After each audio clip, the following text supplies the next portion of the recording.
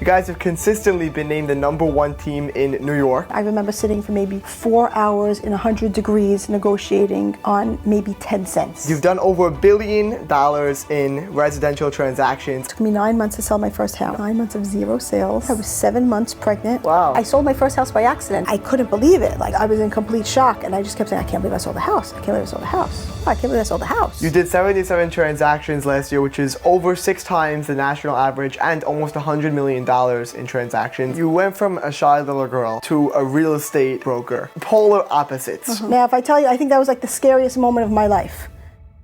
You know what's funny? Melanie Kishk never planned on being in real estate. She actually originally wanted to be a fashion designer, but after stumbling into a college course on sales and unexpectedly stealing the show with a pitch about a lipstick case, she realized she had a knack for selling.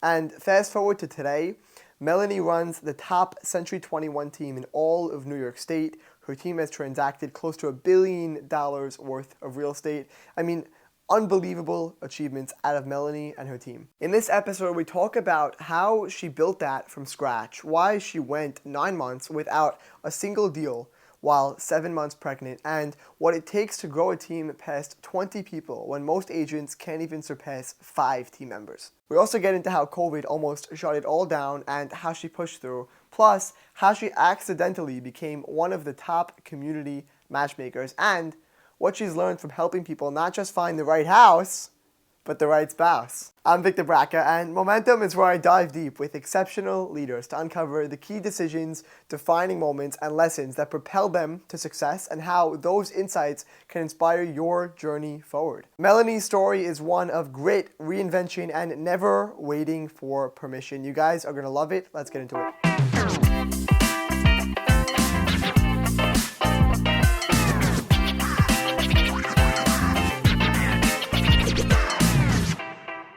You've been in the real estate business since 1999. You have a team of 20 agents, and you've done over $1 billion in residential transactions. Melanie, I just want to ask you, when you meet somebody for the first time, how do you explain to them what you do?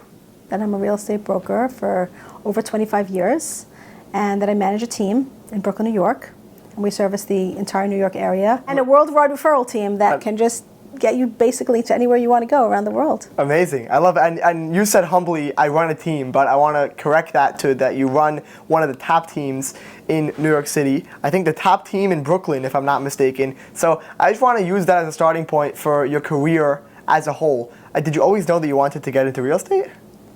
Oh no, I don't even think I knew what real estate was. I had a long path before I got to real estate. I actually originally I always liked fashion, and I used to want to be a fashion designer. I used to doodle all day long. I used to want to draw wedding gowns, and that's what I really liked. And I actually joined FIT summer program one summer, and I decided, I'm going to take fashion design. I want to be a fashion designer. So I took the class, and we're learning each sleeve, each blouse, and it's taking me hours to do them, as opposed to I'm seeing everybody else already has these, looks like they've been drawing for 30 years already. And I said, wow, this is like I'm deciding I want to be a poet, but I want to write poetry in French. And I have to first learn French. So I quickly realized this is not working out for me. I went to talk to my teacher, and I said, I really like fashion design, but I'm really not that good at it. So he was laughing a little, and I explained to him my situation. And in the long run, when I applied to FIT to go for college, I ended up deciding to switch my idea to fashion business. Fashion buying and merchandising, that's another major over there. And with minor, I still kept taking fashion design as a class and illustration as a class, and I kind of minored in all the arts because I still always wanted to keep a foot into it. And I really went through the entire school not really knowing where I want to be. Some people, I want to be a buyer, I want to be a designer, I want to be, people knew what they wanted to do. I really didn't know what I wanted to do. But did you know, fashion was your thing? I really was interested in fashion, yes. Nice. And it ended up in the last semester of the last class, I took salesmanship, and that was like one of my last credits to fill like my last class. Right before you left college. Yeah, that was one in the last. And a funny story happened. The first day of school, the teacher says, "I need a volunteer to come to the front of the room." So the whole room, of course, is silent. And me, I was very shy. I sat in the last seat of the last row. So you would never raise your hand? Never raised my hand ever in school, ever. I don't think in 12 years. That's how shy I was. So she says, anyone volunteer? Anyone? Anyone? So she goes like this. You, in the back, in the corner. So I look, and of course I see a wall. Because, there's no one behind me. You're the last row of the last row. And she goes, no, you with the curly hair. Come up to the front. Now, if I tell you, I think that was like the scariest moment of my life. I even remember what I was wearing. I remember what the pocketbook looked like. That's how scared I was. She said, come up to the front of the room with your pocketbook. I don't bite, but come up. So I'm walking as slow as I can, and I'm shaking. And I said, I'm just standing there. So she said, I'd like you to sell me something from your pocketbook. Now, in those days, our pocketbooks were not that interesting. This is in the 80s. So, or maybe it was 90s, I don't even know. Anyway, open my pocketbook. What do I have? I have a wallet. I have a quarter for the payphone, and maybe a pen. And then I had a lipstick case, a little lipstick case. I think I still have it somewhere. I meant to bring it. And a little lipstick case. I go, all right, this is the most interesting is this lipstick case. So I pull out the lipstick case, and it was very, very cute. It was like green silk with like you could put the lipstick in, had a little mirror. It was very cute. So I ended up pulling out the lipstick case, and I said, okay, here, I have this lipstick case, and I take this with me everywhere. It has a mirror. It has a spot on the side for a quarter for the payphone. I could roll a $20 bill around it. I once actually got caught somewhere and I had to pull out the money. It fits in my pocket. It fits in my shoe. It fits in my blazer. It fits in my jacket. It fits in my back pocket. I don't leave home without it. Now, so I'm looking at the whole class. They're all staring at me with their mouth open. I'm like, they're liking this. Let me just go for broke over here. I said, it comes in 6 colors. You could buy a pack of 2, a pack of 4. There's even one that holds 2 lipsticks. And I'm just going on and on. I said, you can leave a bucket of them at the register, and you could sell hundreds of them a day. And I just kept going on and on. And even the teacher was loving this. So originally the teacher was bringing up someone to make an example out of them. Right. But she ended up loving the presentation so much that she was now obsessed with me. Oh, wow. So that's it. There was no more being shy. So every day she was like, Melanie, sell me an oat bran muffin. And I said, oat bran muffin? I said, oat bran muffin? I said, you're going to reduce your cholesterol. You're going to stay regular. You're going to lose weight. And I would go on. And the next day, sell me a Murphy bed. A Murphy bed. Oh my gosh, a Murphy bed is the best invention ever. You're going to save money. You're going to get a roommate. You're going to save space in your apartment. You're going to have this sleek look. And I would just go on. And I realized that if you could sell a muffin, you could sell a car. It's all the same thing. I liked sales. Like I happen to have liked it, I liked talking to the people. I liked connecting to the people. I liked the fact that I didn't have to draw and measure all day long anymore in any of the other majors. And I happen to have liked it. Nice. Yeah. It sounds like your professor really proved to you like your love for salesmanship. You didn't know it from before, did you? Not really. You're always shy. You were like, you never really came out of your shell. And it's like your professor proved to you how much you love sales. For people who haven't had that moment, you think, where somebody is showing them a skill that they have or a skill that they can develop, how do you think you could find your inner talents? I always say, if you don't know where to go, start somewhere. Start anywhere. So I started with going to a FIT summer program, and that led me to opening up a barret business.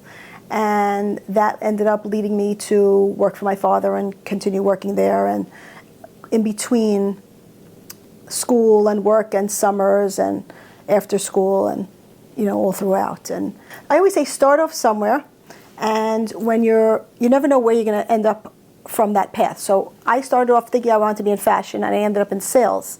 And I ended up working for my father selling baby clothes for 10 years. And then after that, you think it's not the same thing, and I ended up selling real estate.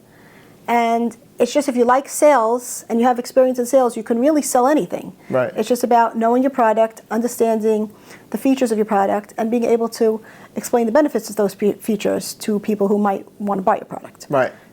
It sounds like you were always entrepreneurial. You mentioned the barret business. Can you tell me a little bit about that? Oh, that was funny. So again, I was going with my friend to FIT on the summer program on the bus, and we were walking on 32nd Street, 30th Street, and we used to see all the Koreans selling barrettes for wholesale, and they were so cheap. And we said, wow, we can sell this. We can sell this to the community. And I think we started with about like maybe 6 dozen pieces. We brought them home, and on a Friday we ran a sale in my mother's garage in Deal, and we sold them out in the first week. We sold them all. Plus, we already had orders for the next week. Really? Big hit. Big hit. Everybody loved it. Let's go to Camp David, and the entire Camp David lineup was all the same barrettes in every color. The whole lineup had them. Wow. Yeah. So the barrettes was a big hit, and I actually liked wearing barrettes. So I liked getting my barrettes wholesale, and all the costume earrings. It mushroomed a little bit. We had it for about 2 or 3 years. Me with 2 of my friends. And it was a fun experience. It was a great experience. And yeah, we liked that. That was the first business that you really built. Yeah. Nice. I want to go back to like your elementary and maybe grade school days for a little bit. Were you always good in school?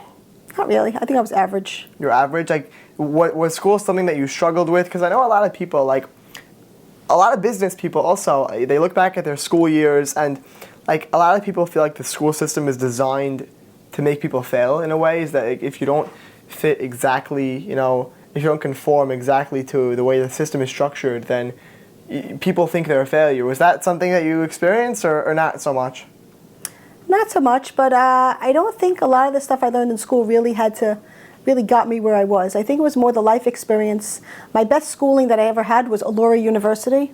My father's company was Allura Imports, and he was not happy about the whole college idea. He said, we don't believe in college. The only college we believe in is Allura University.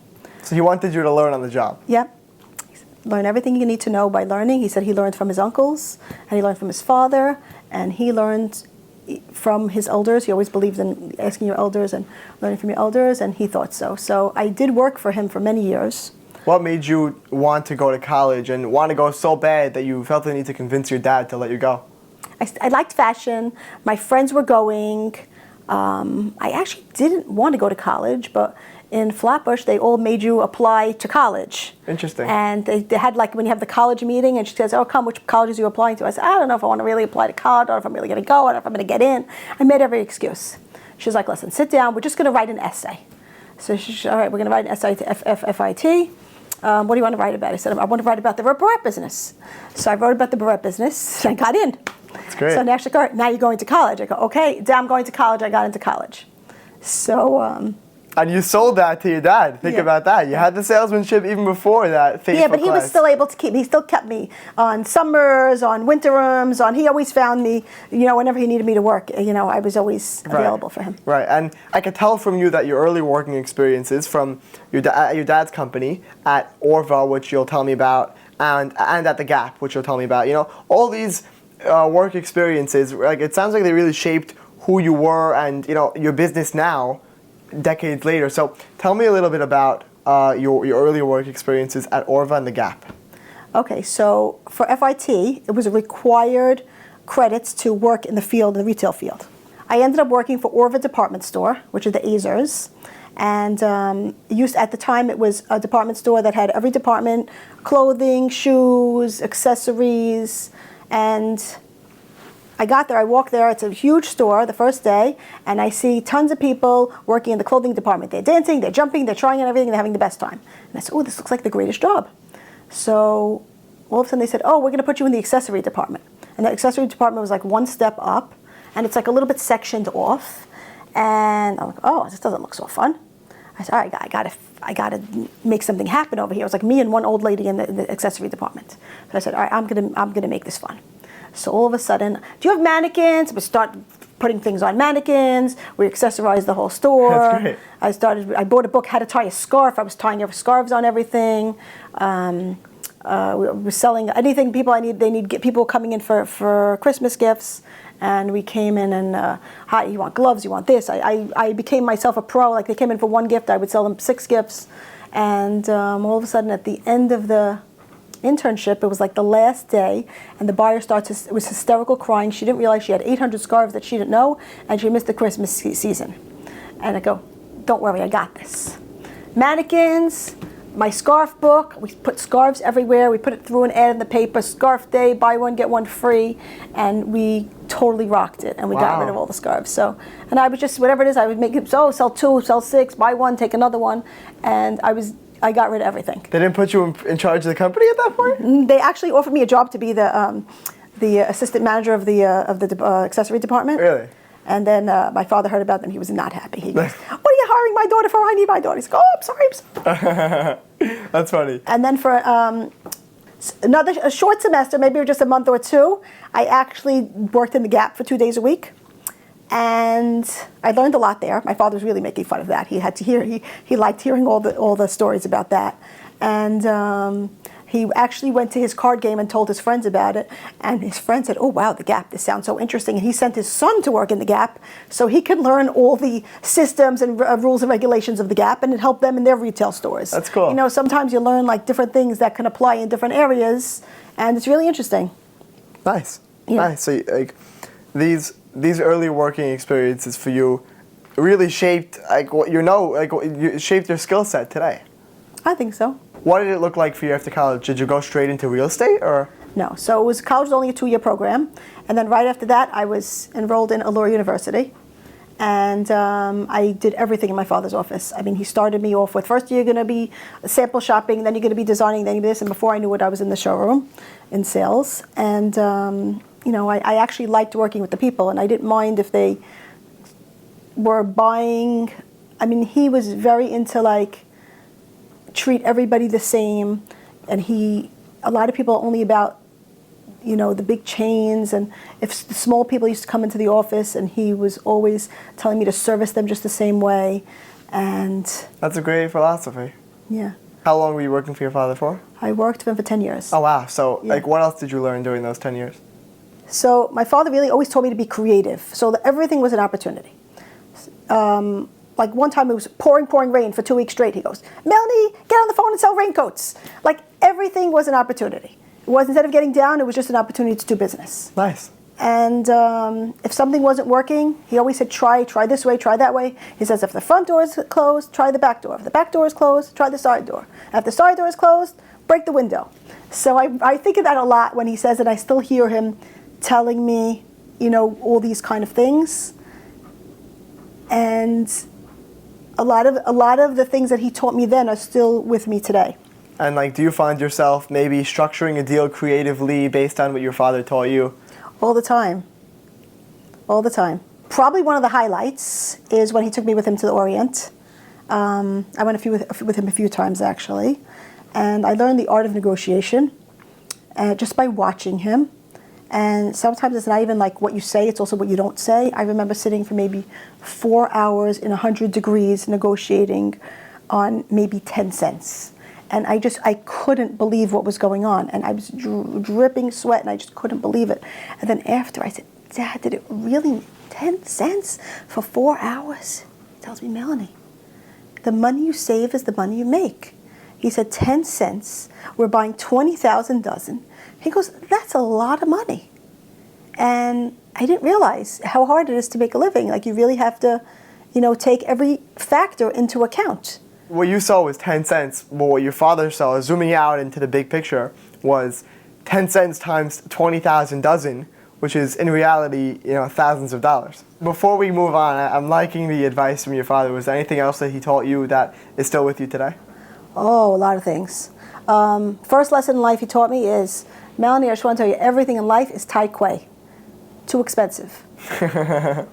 So he taught me the art of negotiation from a young age. We were negotiating on everything over there. So that was really one of his first lessons that he taught me.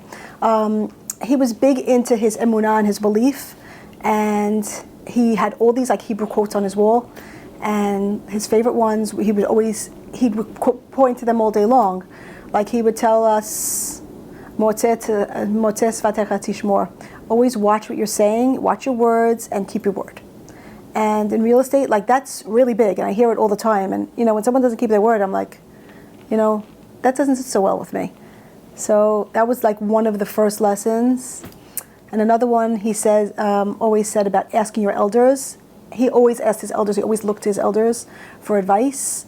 And I do think that the next generation should listen to advice. Like, they don't always take our advice. I know they think they know better, but I still like to ask my elders for advice, and that is one of the things that really still sits with me. And that's part of the reason why you're here sitting in this chair today, because I mean, what you're doing really is giving advice and sharing your story and your experiences with the younger generation in an attempt to inspire them. So thank you for coming. So you worked for your father for 10 years, and is after that when you started to get into real estate?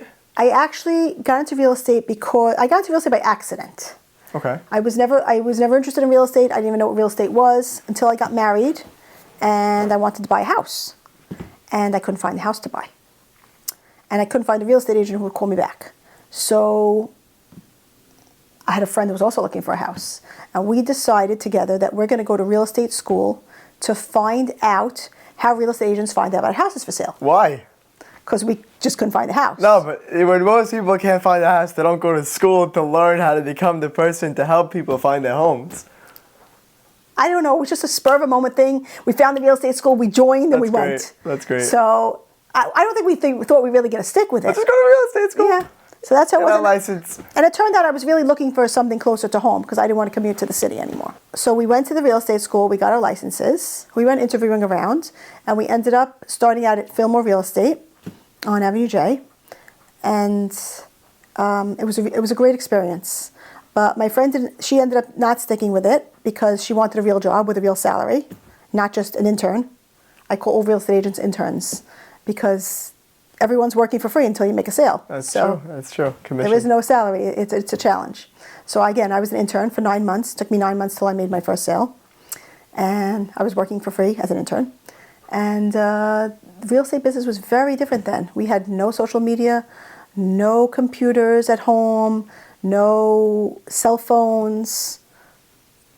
Everything was just on a much slower pace, and everything had 40 steps till you got to where you are today. So, like, for example, when we first started out, we had 3 computers in the office and about 30-something agents. And I used to drive 15 minutes to the office to stand online to use the computer to see what the new listings were. That's how else would you know the new listings? You didn't just go to Zillow.com. Nothing. There was nothing like that. Anyway, that's what I used to do.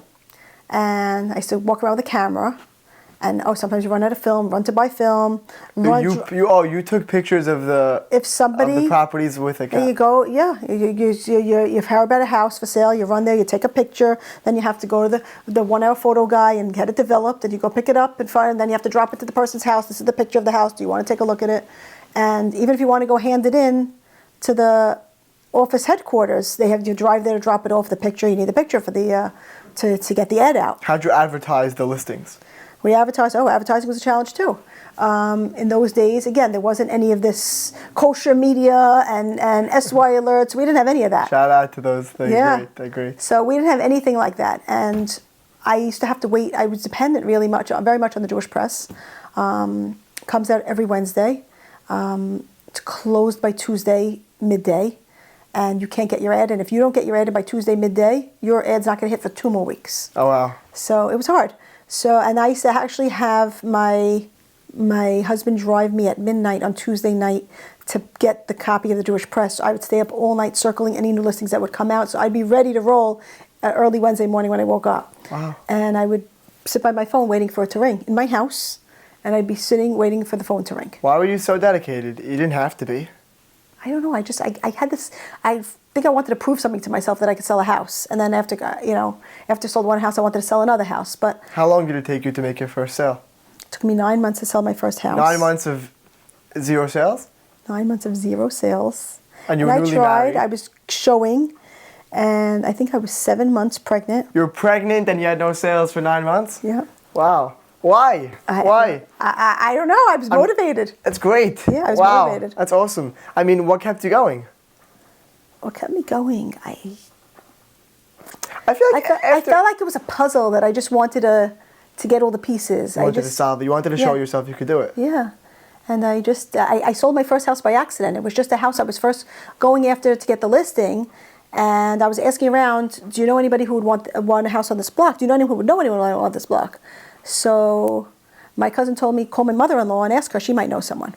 So I called her up and I told her about this house. He said, do you know anyone who would want to buy this house? So she said, I'll buy it. I said, oh, okay. She says, pick me up 7 o'clock in the morning. I picked her up 7 o'clock in the morning. She looked through the house. No problem, she'll take it. And then the whole day I was like, I can't believe it. I think I just sold a house. I think I sold a house. I don't know. I think I sold it. And I couldn't believe, like, it was like a crossover. It was the moment from, I wasn't just that intern anymore. I think I was actually a real estate agent. And, I mean, big thanks to Joyce Shahabar. She was my first customer. Bought the house. The house came out gorgeous. And we ended up getting her another house. And it was just, I think, one of those moments when you feel like, you know, kind of like this is what you were waiting for. Mm.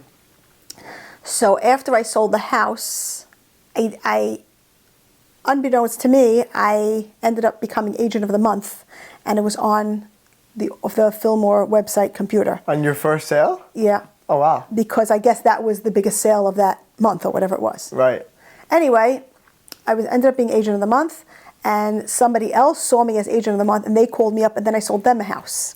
So by then I was already in business. Then after that, somebody else called me, oh, could you help me sell my house? And I ended up co-broking a house with another agent from another company. And before you know it, one house leads to another, and everything becomes referrals and word of mouth, and somebody has a friend, and somebody has a brother, and somebody has a cousin, and somebody has a neighbor or a daughter who wants to buy a house, somebody wants to sell a house, and each thing ended up leading from one thing to the next. Did you feel like you were ready for these people to be calling you up, asking you to help them find a house, to help them sell their house? Were you ready, or did you feel like, I'm not ready for this, you know, I need to learn more? But no, did you want? I was actually ready, and you know what? You never can know enough about real estate. There's always new things coming out, always new laws coming out, there's new ways to market coming out. There's just so much to keep learning, and you have to keep learning and stay in the game. And we actually just had a seminar today in my office. There's always something going on. Nice. And it's like always about continuing your education. Yeah. Hedaya Capital Group is a trusted business advisor helping entrepreneurs unlock the growth potential of their businesses with tailored accounts receivable factoring and working capital solutions. They're a family-owned, approachable team who listen and provide solutions while sharing their business experience and knowledge to help protect clients' interests. They work from a core of old world values where ethics and integrity have meaning, and new world thinking where speed and flexibility ensure success.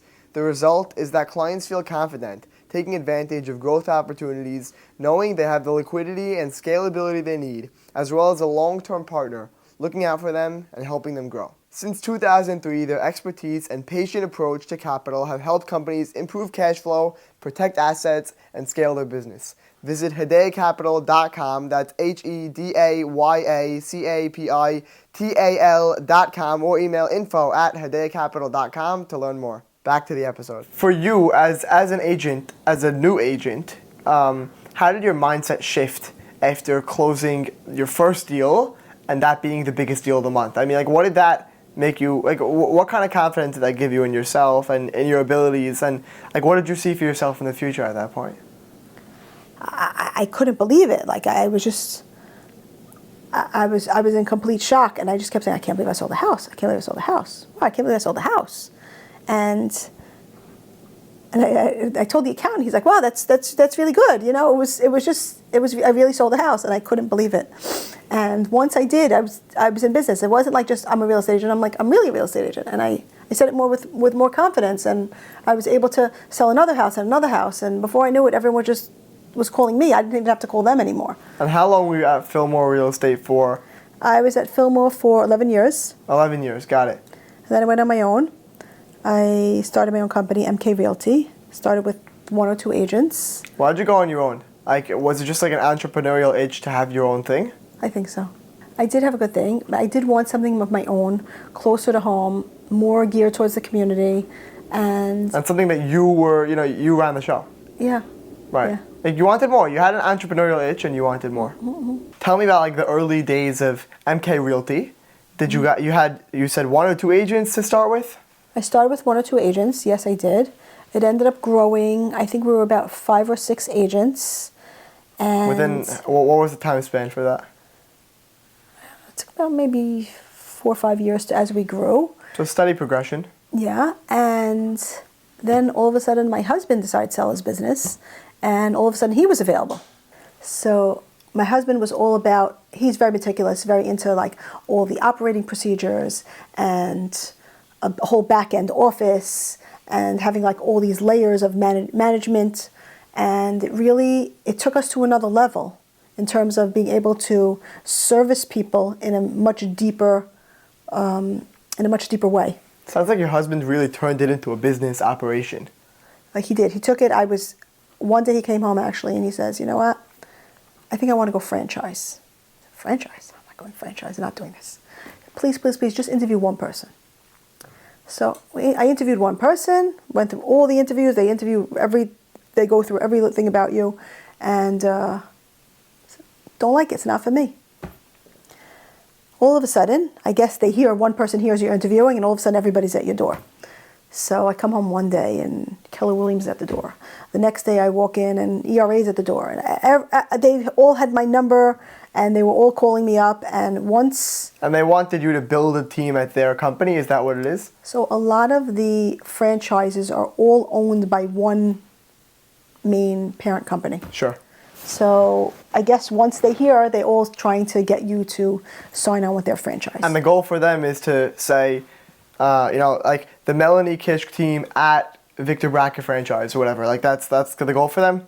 The goal for them is to open as many offices as possible, right. I guess. The franchise we ended up choosing was Century 21. We ended up going there because we liked the people best. The team was great. We had a good, warm family feeling that we could reach out to I could reach out to my CEO, Mark Meadler, on his cell phone at any time, and I know he'll pick up the phone.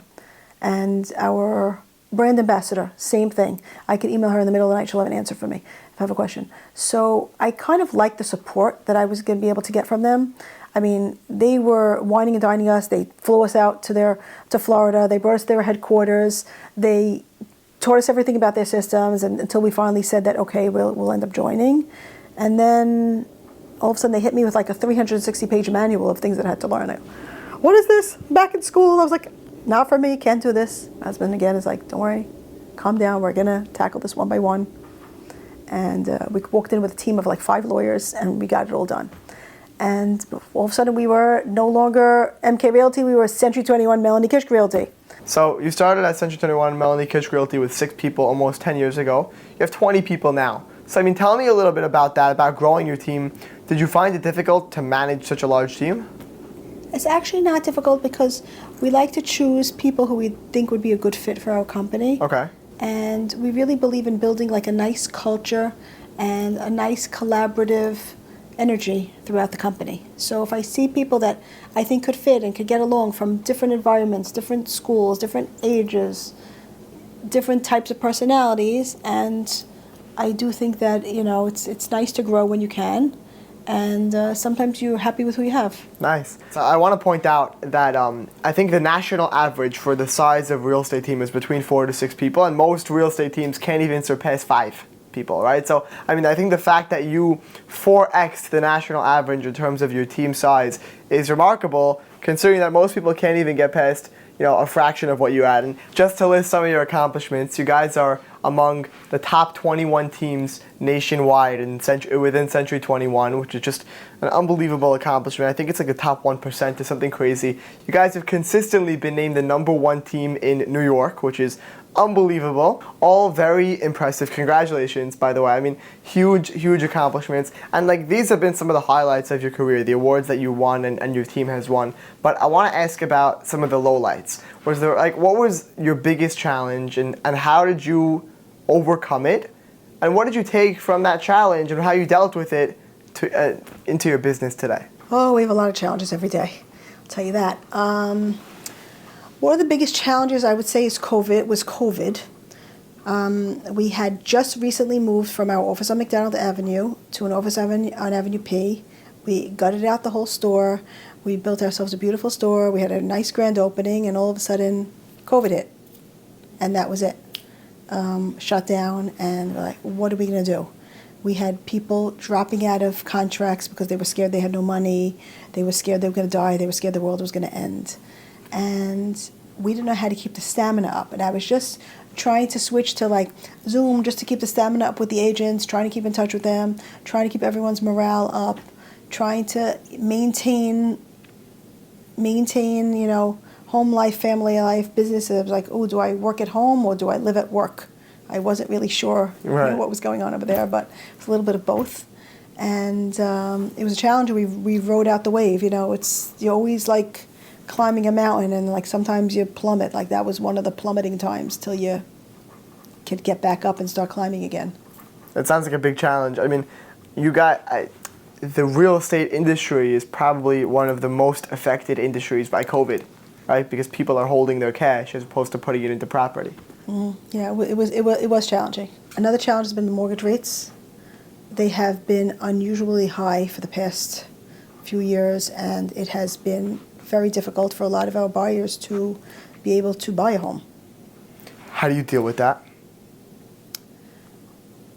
I do try I believe in home ownership, and I do believe everyone deserves to buy a home and should be able to buy a home however they can buy a home. And I try to connect with my buyers to see where they are in life also. If they're paying an inexpensive rent, I tell them, you know what, stay where you are for now. If they're paying such a high rent, I say, you know what, you should be buying a house. And one of my renters, I actually said, no, you can't. You have that much money in the bank right now? No, you're not renting this. You're not renting this. I have something you could buy for this price. And he wasn't even a buyer, and I quickly switched his rental into a buyer into a purchase, because once he was spending that much money per month on rent, I said, oh, you can afford to buy something. And we do feel that, yes, some people it's not always the right time, and we could keep checking back with them. If somebody cannot afford their dream home right now, I would tell them, start with a starter home. Start somewhere. Or start with a property that you can rent out, but own something that you can build equity with. And the more nobody's ever lost money on any of our real estate properties. Everything has always been going up, especially around here. So I tell people, buy something. So it's not exactly the lot size that you wanted or the block that you wanted, or you really didn't want a 2-family, you wanted a 1-family. But this is what you found. Start with something, because you never know where it's going to lead you. You can always sell it. You don't have to pay rent. You're building equity, and it's really a stepping stone. Nice. I like that. And I could see your salesmanship coming through. What do you say to people in their early 20s who feel overwhelmed about their future? I tell the next generation, set your goal. Start with a goal, and then follow that goal.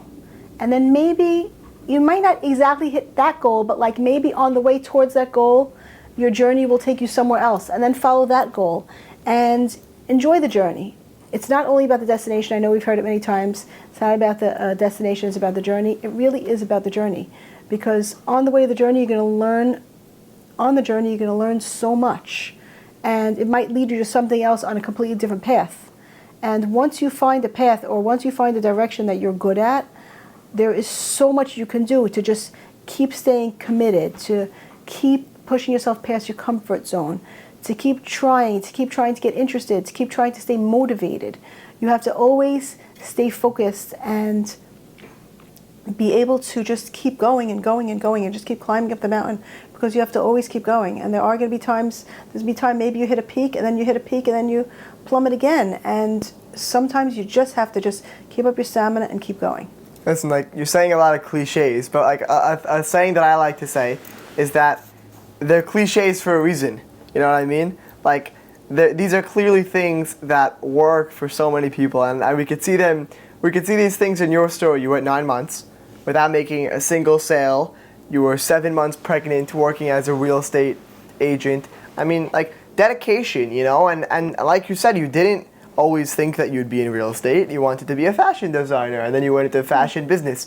Are you in fashion business now? No, right? So, like, I love how, yeah, you gave us good advice, but your story really exemplifies the best use of that advice. How do you think people could inspire themselves? You know, like, where do you take inspiration from? Is it people ahead of you, 3, 4, 5 steps ahead of you, who are maybe in the same industry that you look after their business and you think, I want to be like them one day? Is it people of older generations? It's like, how do you find inspiration?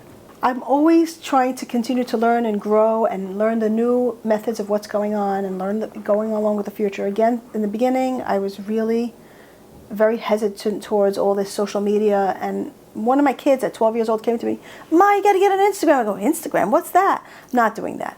And all of a sudden, I came home one day and I thought, I think I sold the house from Instagram. And I realized that we have to mix old talent with new talent.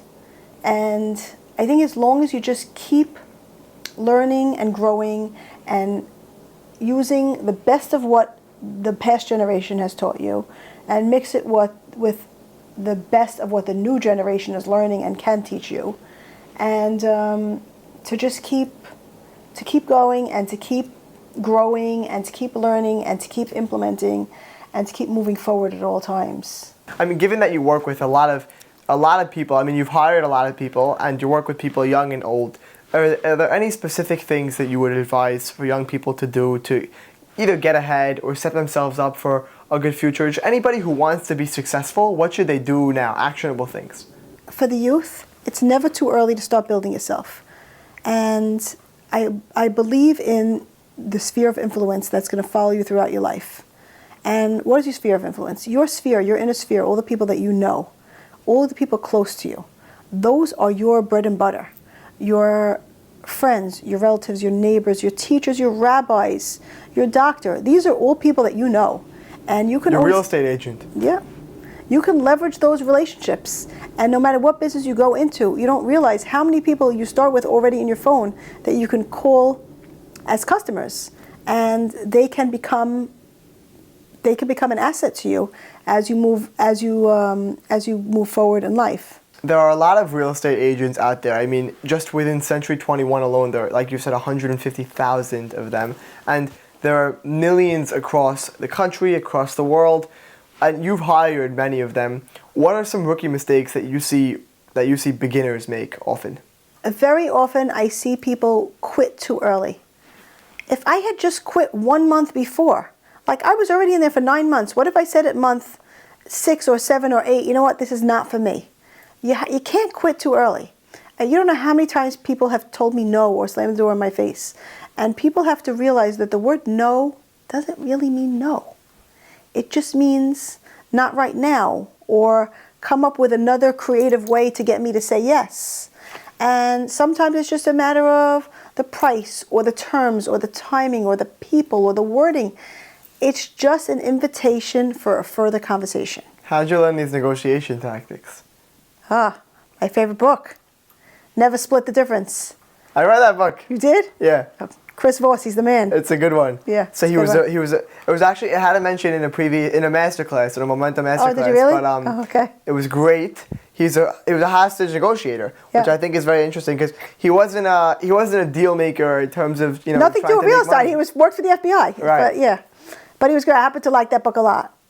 Yeah, so... we'll link that book in the description because I think everyone should check it out. I read it. It was very good. You did 77 transactions last year, which is over 6 times the national average and almost $100 million in transactions. What I want to ask you is, do you ever feel like you have to divorce yourself and your emotion from the deal and just treat it like a structured operation? Yes and no. Yes, I feel that way. However, I never truly divorce myself from the situation. I do feel like I am married to my clients for the period of our agreement. And I do really believe in seeing them from all the way to the finish line. Melanie, you went from a shy little girl to a real estate broker, which is polar opposites, right?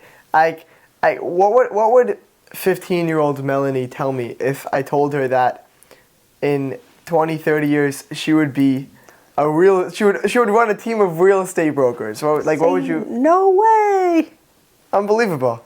I'd say no way. I don't even think I knew what real estate was. I want to shift gears a bit towards focusing on giving back and getting involved in community activism. And I know that you're a community matchmaker, and I want to hear about how you got into that.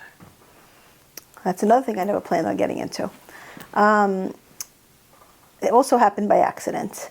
So I used to work in the center of volunteer at New Directions, where we used to have the ski trips and the tennis tournaments and singles events. And I used to help organize the singles events. And I used to help run the tennis tournament, and I would start putting people together on the tennis teams, and they actually got married. Oh wow! And then all of a sudden, the same thing with the ski trips. I would be bringing people in and recruiting people, and they would get married. And I ended up on the phone sometimes with them, advising them who to go out with. They would tell me, "Oh, could you get this girl to come on the ski trip? And could you put me with this person in the tennis tournament?" And before you knew it, like it was really like by accident, I started making matches. That's so funny. And that's how it happened. And I actually made a few matches when I was single. And when I got married, I got called up to be on one of the matchmaking teams at Shet Zion. And then later on, we were recruited by Charles Mizrahi and Kelly Sabag when they started the Sephardic Link. Now the Sephardic Link got taken over by Sharazine Connect. And I'm also a member of Mikudeshet. There's a lot of, what's the beauty of this now is that all the community matchmakers are working together, and it became our obligation to help the singles. That's amazing. That's amazing. Like, you're matching sellers with buyers. You're matching husbands with wives. It's great. It's the same thing. They're so related. Did they ever cross over? Did they ever cross paths? All the time. I'll tell you a cute story. So once I was interviewing somebody, another matchmaker called me up and said, "Could you meet one of my guys? He's going to be in Brooklyn tomorrow." I said, "Okay, I'll meet him." She was telling me for a while, "Can you meet this guy?" So I said, "Okay, meet me at this day at this time." And I actually met him with Kelly, and we interviewed him, and he's a great guy. He said, "Wow, I have tons of people for him." And like 10 minutes into the interview, he says, "Oh, I got to run. I have to go somewhere." I go, "No, you can't go anywhere." He goes, "Why not?" I said, "Because you're fabulous. I have girls for you." I said, No, I really have to go. I go, "Where do you have to go?" He goes, "I have a house. I'm trying to sell it." I said, "Where's the house?" He tells me the name of the house. I go, "Oh, that's fabulous." Had no clue where the house was. Anyway, he tells me where the house is. I said, "Oh, okay, great. I'll meet you there in 10 minutes. So he leaves. I quickly go on Kelly's computer, MapQuest we used at the time, and I printed it out, how to get there, this block, that block. It wasn't so far, but one of those blocks inside another block. And I meet him at the house, and we sold the house within a month, and 6 months later he was engaged. Oh, wow. Yeah, so I built a relationship from that, and I was on the phone with him every day, and so we would try this girl, that girl, and we're still friendly. It does lead to one day I'll be matching his kids, Right. Yeah. The professional life and the charity giving back life cross paths. I love that. Why is giving back so important to you? Do you have like a personal story maybe to share of why you wanted to get involved and to help other people? I didn't get married so young, so I think that was like the springboard for me to like try to help other people. I remember saying when I was single that if I do get married, because singles do worry about not getting married, I did say if I do get married, I will make myself available for other singles. That's very and nice. help them get married. That's very so nice. that was where, everybody has their skill set, and I might not be good at delivering turkeys every week or delivering chickens every Friday, whatever it is, or giving Lashon Hara classes. Everyone has their own skill set. And I felt like because I already had made some matches, I felt like it's something I could do. And because I could do it, I felt like maybe I was obligated to do it to help the people who might be waiting. And I feel bad because you wish you could do more, but it's a big puzzle and we don't have all the pieces to the puzzle. Melanie, I'm noticing something about you, which is that you take like a negative experience that you have, whether it's not getting married as early as you would have wanted to, or not being able to find a home when you were shopping with your husband, and you turn that into helping other people. One of them being your entire career and your whole business and your whole team, and one of them being your volunteer work, which I think is just amazing. Like, it's an amazing mindset for ambitious people and entrepreneurs to have, which is like, if you have a negative experience in something, then it's safe to assume others might have had that same experience, and if you can help them solve that, then you're filling a gap in the market. I think like that's really what you've been doing. It's great. Yeah, I don't believe in negative experiences. I think everything is an opportunity to create an opportunity, and weaknesses are just a way to motivate yourself to grow. I want to ask you, how can people leverage their community while also giving back? If you leverage all your contacts and all the people you know, it will lead you to business. It will lead you to chesed. It will lead chesed to come to you. It will lead you to all kinds of opportunities in life. It can lead you on, you don't know what path it could lead you on. It could just follow the path that it takes you on. We mentioned the book Never Split the Difference. Do you have any other favorite books or like recommendations, book recommendations for people who are ambitious, who want to be successful? I always say start with the basics and stick with the basics and build on your basics and keep focusing on the simple ABCs. I would say How to Win Friends and Influence People. I was waiting for it. One of my favorites. One of my favorites. It's great. We like the same books. I don't know. We should go book shopping together. We should start a book club. Yeah. Right. So it's the simple basics, but I think everyone should master that even from high school and on, because they say everything I need to learn I learned in kindergarten.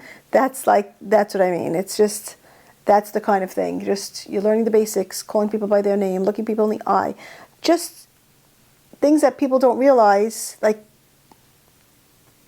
really help, especially as a salesperson. I wanna point out one of my favorite ideas from that book that is still with me until today. Dale Carnegie, the author, says that when you're walking around and you're meeting people, you should look at everyone as if they're wearing a chain, right? And a sign on the chain that says, "I want to feel special," or "I want to be recognized." And so that's at the end of the day, and like in our interpersonal interactions, that's all we want is to be recognized and to feel special. So looking people in the eye, calling people by their name, and like all of the other tips in the book, which admittedly a lot of which I forgot, but so much of which has shaped the way I interact with people and meet new people. Great book. It was written a while ago, and everything about it still rings true. I think I would actually argue that it's even more true today than it was in the 50s or something, whenever he wrote the book. I agree. Because like nowadays in the digital age, when everyone's like separated by a screen or people are in their phones 24/7, if you know how to connect with people, you're 10 times the more valuable than somebody who knew how to connect with people 20 years ago even. Mm-hmm. So, great book. We'll also link that in the description.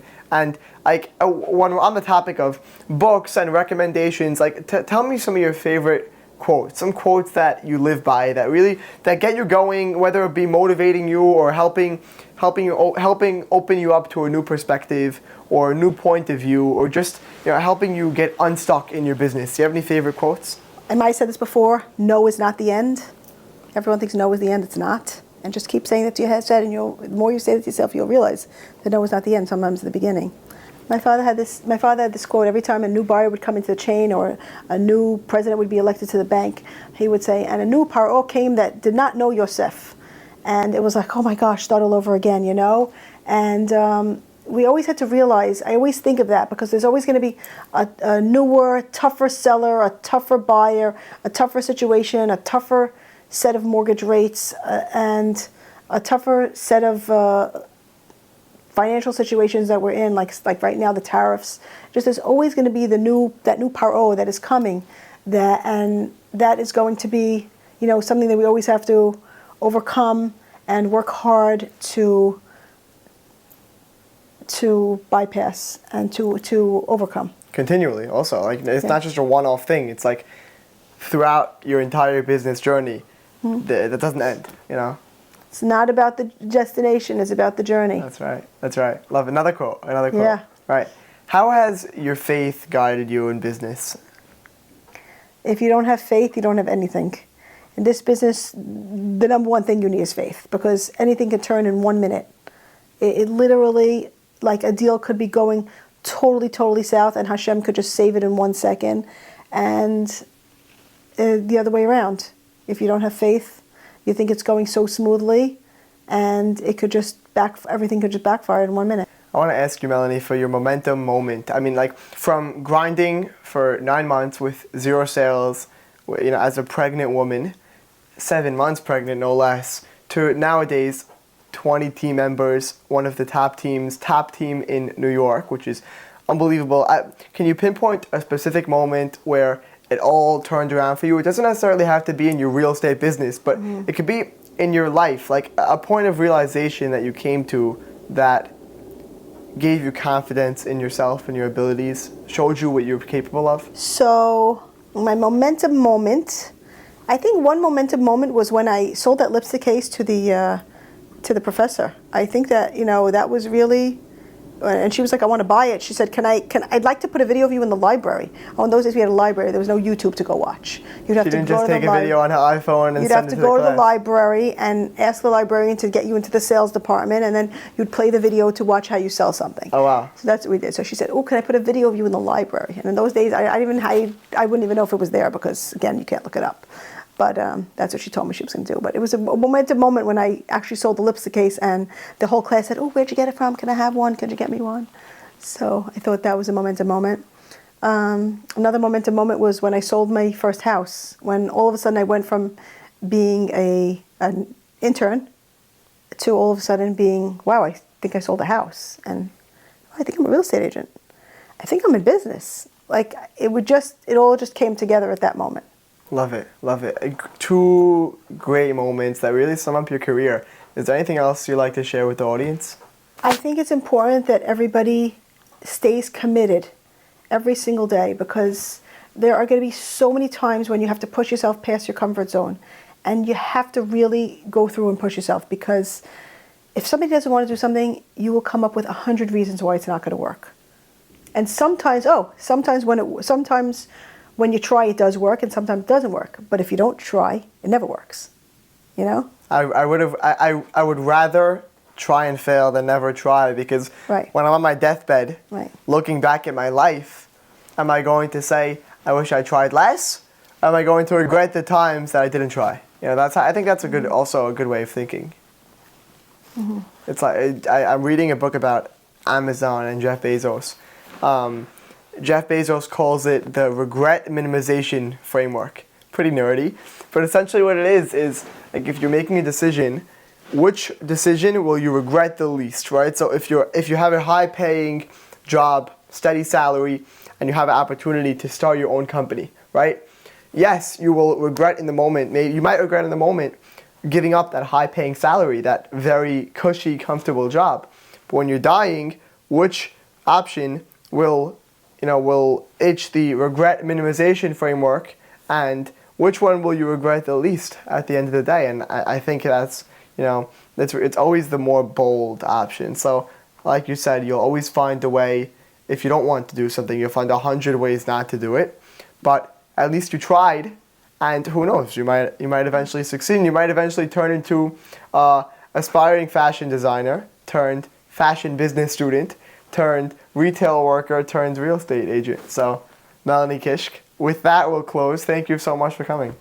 Thank you for having me. It was a pleasure, and I'm confident this is going to reach a lot of people, young and old, people in the industry, people not in the industry, just inspire people. So thank you so much. Thank you. Thank you guys so much for listening until the end. I really enjoyed this episode, and I hope you did as well. Here are my top 3 takeaways from my conversation with Melanie. Number 1, don't wait until you're ready. I mean, Melanie went 9 months without a single sale while pregnant, and she still showed up every day. You're never just going to be ready. You think Steve Jobs was ready to start Apple, to launch the iPhone? Of course not. You're going to have to push yourself to start, but once you do, you'll never regret it, even if you fail. And there's a quote that I love. It says, everything you've ever wanted is on the other side of fear. The actions you take that challenge you and force you to grow, they're scary at first. But I promise you, you won't regret them. Second, you never know what one moment can lead to. Melanie was the quietest kid in school. She never raised her hand. She never spoke a word until a single 2-hour sales lecture changed her life, quite literally changed her life. And that one pitch of a lipstick case woke up something in her. Sometimes the biggest shifts come from the most unexpected places. So be open to those moments that can change your life. Third, obstacles can turn into your greatest leverage.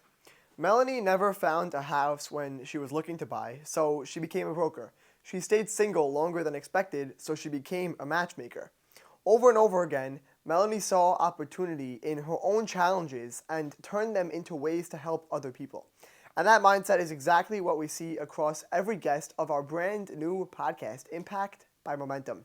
Impact is a brand new show where our host, Baruch Elman, sits down with people who have dedicated their lives to helping others. We're talking about nonprofit leaders, the founders of charity organizations, or just individuals who are dedicated to helping those around them. If you enjoyed this episode, you will love the first episode of Impact by Momentum. Our guest was Eva Shama. Eva is similar to Melanie in that she's a real estate broker in Brooklyn who does insane volume. I'm talking hundreds of millions of dollars worth of real estate. And after sensing a need in the community, which was that people coming into town for medical treatments and operations couldn't find places to stay for their time here, Eva started an organization called Habayit, which fills that exact gap. Every year, Habayit helps dozens of families by not only putting a roof over their head and providing them shelter, but also welcoming them into the community and comforting them during what is often one of the most challenging experiences of their lives. Guys, Eva is amazing and the conversation was incredible. It was unbelievable. Baruch did a great job. It was his first episode. Check it out by searching Impact by Momentum anywhere or clicking the link in the show notes. And with that said, guys, thank you so much for watching, for listening. Again, if you're not sure, we're on Spotify, Apple Podcasts, YouTube, Instagram. Please be sure to subscribe wherever you're listening. Rate the show 5 stars and share with a friend who you think would enjoy. Thank you so much, and we'll see you next time.